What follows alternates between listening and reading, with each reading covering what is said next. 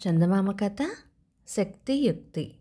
అనగనగా శాంతిపురం అనే పట్టణంలో జనులు ప్రతిరోజు ఏదో ఒక ఇంట్లో ఎవరో ఒకరు హఠాత్తుగా మాయమైపోతూ ఉండేవారు. ఇందుకు కారణం ఏమిటా అని ఎంత ఆలోచించినా ఎవరికీ అంతు చిక్కలేదు.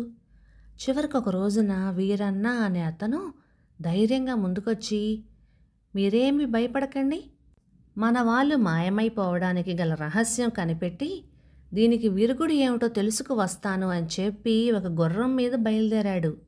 వీరన్న అలా పోగా పోగా ఒక చోట బ్రహ్మాండమైన ఒక ఇసుక పర్వతము, దిగువనే ఒక కొలను, ఆ కొలనులో ఒక పడవ కనిపించినాయి.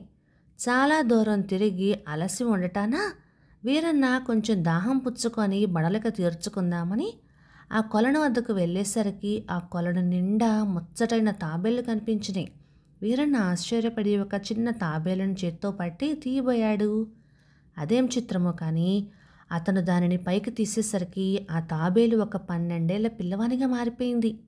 ఆ పిల్లవాడు ఆశ్చర్యపోతూ, అయ్యా, తమరెవరు, ఏ ఊరు, ఇక్కడికి ఎలా వచ్చారు అని భయపడుతూ అడిగాడు. మాది శాంతిపురం. అది సరే అని వీరన్న కుర్రవాణిని ఇంకా ఏదో అడగబోతూ ఉండగా కొండపై నుంచి, ఎవడ్రా వాడు, శాంతిపురం అంటున్నాడు అంటూ పెద్ద అరుపు వినిపించింది. ఆ అరుపు వినగానే ఆ కుర్రవాడు, అయ్యా, ఇక ఒక క్షణమైనా ఇక్కడ ఉండకూడదు, పారిపోదాం పదండి, దారిలో అన్ని సంగతులు చెబుతాను అన్నాడు.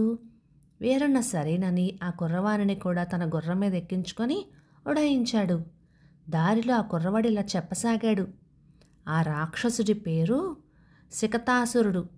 ఈ చుట్టుపక్కల గ్రామాల నుంచి మనుషుల్ని మాయం చేసి తెచ్చి వాళ్ళని ఈ కొలనులో పడేస్తాడు. ఈ నీటి మహిమ వల్ల దానిలో పడవేసిన మనుషులు తాబేలుగా మారిపోతారు. మరొక చిత్రం ఏమిటంటే ఈ సికతాసురుడికి నిద్ర అంటే ప్రాణం. కుంభకర్ణుడి తర్వాత వీడనే చెప్పాలి. ఒక నెల రోజుల పాటు ఈ చుట్టుపక్కల గ్రామాల మీద పడి మనుషుల్ని మాయం చేసి తెచ్చి కొలనులో వేసేస్తాడు. ఆ తర్వాత ఒక 6 నెలల పాటు హాయిగా నిద్రపోయి చివరికి ఒకరోజు లేచి తాబేళ్ళని కొలను నుంచి తీసేస్తాడు. ఈలోగా వాళ్ళు మరింత బలిసి ఉంటారు. వాళ్ళనందరినీ బొత్తులు బొత్తులుగా తినేస్తాడు. ఇప్పుడు మీరు ఏదో అదృష్టవశాత్తన నన్ను రక్షించారే కానీ మీ ఊరి పేరు శాంతిపురం అని మీరు చెప్పటం వాడు విన్నాడు కనుక మిగతా ఊళ్ళని వదిలి మీ ఊరి మీద పగపట్టి ఒక్క పురుగు కూడా లేకుండా నాశనం చేసేస్తాడు. కనుక వాడి పీడ ఎలాగైనా వదిలించుకోవాలి అన్నాడు.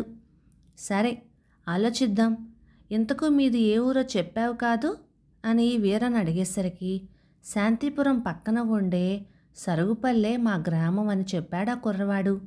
వీరన్న ఆ కుర్రవాణిని సరుగుపల్లెలో అతని తల్లిదండ్రులకు అప్పగించి తిరిగి తన ఊరికి వచ్చి జరిగిందంతా తన ఊరి ప్రజలకు చెప్పేసరికి వాళ్ళు మరింతగా హడలిపోసాగారు. అక్కడ సికతాసురుడు కూడా మరికొద్ది రోజుల కల్లా నిద్రలేచి సందడి ఇసుక మూట కట్టుకొని శాంతిపురం ఎక్కడా, శాంతిపురం ఎక్కడా అని గర్జించుకుంటూ బయలుదేరాడు. కొంత దూరం వచ్చేసరికి ఒక పెద్ద మూట వీపున వేసుకొని వస్తూ ఉన్న గొడారివాడు కనిపించాడు. అతనిని చూడగానే శాంతిపురం ఎక్కడా అని ఉరిమాడు సికతాసురుడు. శాంతిపురం నుంచే వస్తున్న ఆ గొడారివాడు, ఓహో, మన ఊరి వాళ్ళందరూ హడలిపోతున్నది ఈ రాక్షసుని గురించి అయి ఉంటుంది. దారి చెప్పానంటే పోయి పట్టణం అంతా నేలమట్టం చేసేస్తాడు.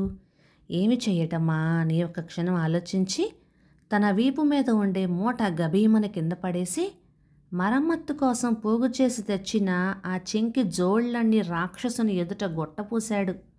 ఈ పెద్ద మనిషి, నేనిప్పుడు శాంతిపురం నుంచే వస్తున్నాను. ఆ ఊరు నుంచి బయలుదేరింది మొదలు ఇప్పటి వరకు ఈ చెప్పుల జతలన్నీ అరిగిపోయినాయి. దీన్ని బట్టి ఎంత దూరం ఉంటుందో నువ్వే ఆలోచించుకో. అంతగా కావాలంటే పని పూర్తి చేసుకొని తీరుగా వచ్చేటప్పుడు నేను నిన్ను తీసుకొని వెళ్ళి శాంతిపురంలో దిగబెడతాను అన్నాడు గొడారివాడు. సరే, నేనిక్కడే ఉంటాను, నీవి పోయి చప్పునరా అన్నాడు రాక్షసుడు. గొడారివాడు వెంటనే శాంతిపురం చేరుకొని జరిగిన సంగతి అక్కడి వాళ్ళకు చెప్పాడు. అది విన్న వీరన్నకి ఒక చక్కటి ఆలోచన తట్టింది. వెంటనే ఊరి ప్రజల్ని కొంతమందిని పరుగులతో పారలతో వెంట పెట్టుకొని తీసుకెళ్ళి రాక్షసుడి కంటపడకుండా ఒక అడ్డదోవను వెళ్ళి ఒక చోట పెద్ద కందకం తవ్వించాడు. దానిపైన చెట్లు కొమ్మలు అవి ఇవి పేర్చి ఆకులు కప్పి అక్కడ కందకం ఉన్నట్టు తెలియకుండా ఉండేలాగా చేశాడు. ఆ తర్వాత వీరన్న గొడారివాణి చెవిలో ఏదో రహస్యం చెప్పి పంపించాడు. తాను గ్రామ ప్రజలు ఒకచోట దాక్కుని ఉన్నారు. మరికొంతసేపటికి గొడారివాడు రాక్షసుణ్ణి కలుసుకొని ఇక బయలుదేరు, శాంతిపురం పోదాం అని అన్నాడు. సరేనని ముందు గొడారివాడు అతని వెనకనే రాక్షసుడు నడుస్తున్నారు. గొడారివాడితో పాటు వేగంగా నడవలేక రాక్షసుడు కొంత వెనక పడ్డాడు.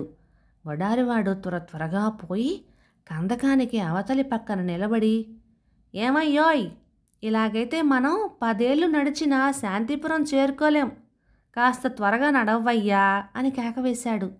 ఆ కేక విన్న రాక్షసుడు ఆత్రం కొద్దీ పరిగెత్తుకుంటూ వచ్చి అక్కడ కందకం ఉన్న సంగతి తెలియక ఆ ఆకుల మీద కాలు వేయటంతోటే ఒక్కసారిగా అడుగుకంటూ పోయాడు.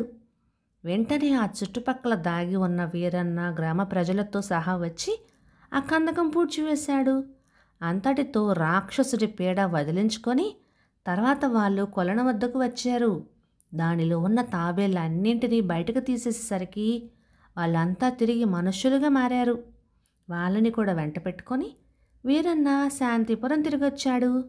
ఇంత యుక్తి చేసి ఆ గ్రామాన్ని శక్తివంతుడైన రాక్షసుడి బారి నుంచి రక్షించిన వీరన్నని, అతనికి సహాయపడిన గొడారి మల్లన్నని గ్రామ ప్రజలు ఎంతగానో మెచ్చుకొని వాళ్ళ ఇద్దరి పేర్లు చిరస్థాయిగా ఉండేటట్లుగా శాంతిపురం అని పిలువబడే ఆ ఊరి పేరు ఆనాటి నుంచి వీరమల్లాపురం అని మార్చేశారు. బాగుంది కదా, శక్తియుక్తి కథ. ఇక ఈ కథ 1960 జూన్ నెల చందమామలో వచ్చింది. రచన వి పార్థసారథి గారు, గుంటూరు నుంచి.